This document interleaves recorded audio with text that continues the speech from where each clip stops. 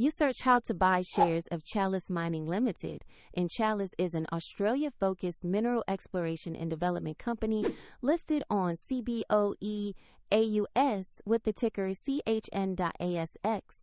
This video is for educational purposes only and is not financial advice. To buy shares, you need a brokerage account. We'll use eToro as an example to show the process. After registering, you'll need to verify your account, usually with an ID document, and add funds before you can purchase. Use the platform search bar and enter the ticker CHN.ASX to locate Chalice's listing. Make sure you select the result that clearly matches Chalice Mining Limited on CBOE AUS. On the asset page, review the company's basic profile and the price chart to see recent activity. Confirm the name and ticker read Chalice Mining Limited, CHN.ASX, before moving on. To place a buy order, click Invest, enter the amount you want to commit, review the order details, and confirm the trade.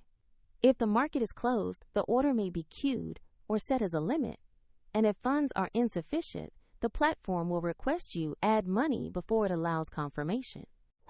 Your new Chalice position will appear in your portfolio once the trade executes. Check the video description for a link to eToro if you want to explore the platform further.